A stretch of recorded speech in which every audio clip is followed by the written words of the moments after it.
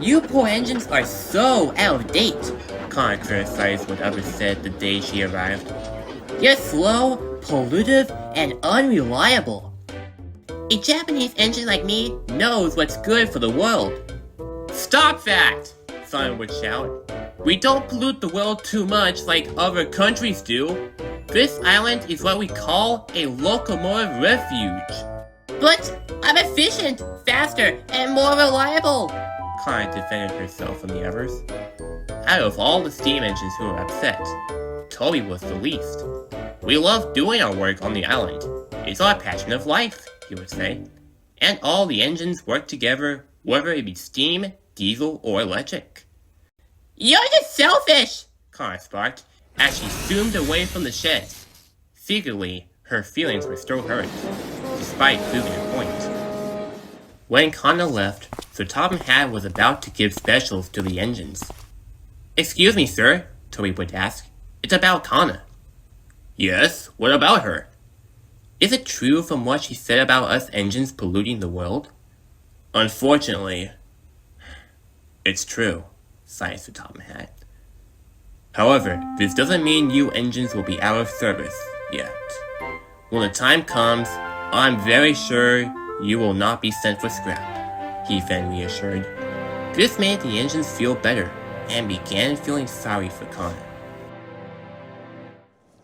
The passengers began to board on Kana's high-speed service, known as the Explosive. Shinku, she said as she began departing. Kana enjoyed the breeze as she whooshed through the air with the trees flying through. She passed Henry with a flash through his forest. Henry noticed some liquid drips on the ballast and sleepers. Henry had to let the others know about what's happening to Kana. Kana arrived at the other railway. She spoke to a nearby diesel. Is that a pollutive locomotive I smell? Kana retorted. Excuse me, the diesel growled. I don't trust technology like you. We diesels are the future. Less power and less maintenance. But you and your country don't cause more global warming than mine, she countered. Grrr! Keep your stupid techno rubbish away from me and my alleys, roared the diesel as he left with black smoke leading through his exhaust fans. If I had updates, then I'd given him a piece of my mind in a more brutal way. Don't get too heated now, ma'am, her driver warned, reading her mind. Let's continue back to Sodor. Meanwhile, Toby was getting refilled at a water tower. Henry was talking about Kana. I thought her only source of fuel was electricity, Toby asked. She uses a battery, he answered. Driver says that liquid is battery acid.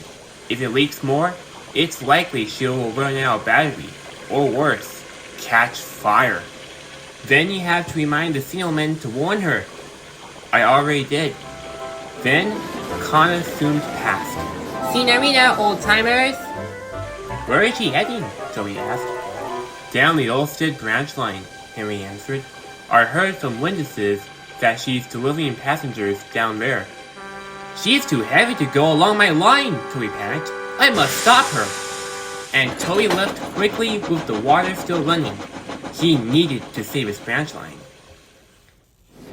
Sometime after Kana joined Toby's line, she ran out of battery in the middle of the lock. Kotsutara! She snapped. Why did I stop? Her driver checked the battery. Your battery has leaked. Oh, I shouldn't have to be cheap. Toby then arrived at the scene of the incident. What are you doing on my line? He asked. It's not suitable for your weight. I wanted to deliver passengers somewhere down this line, Kana answered, feeling rather embarrassed. Maybe you should have handled the rest of the work for a steam engine like me. That's what branch line station junctions are for. Letting bigger engines transport to smaller engines where they can't go, Toby continued. Since you haven't learned your lesson yet, I guess you'll be left here for good until the rails don't hold you anymore.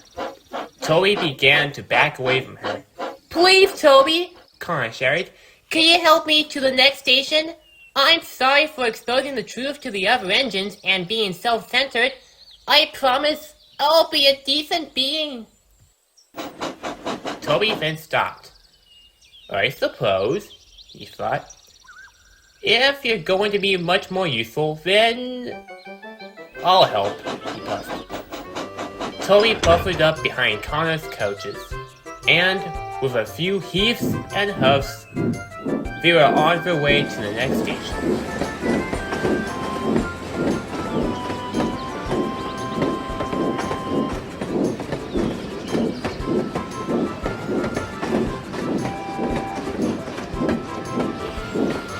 When they arrived at the station, the passengers and Toby gave a sigh of relief.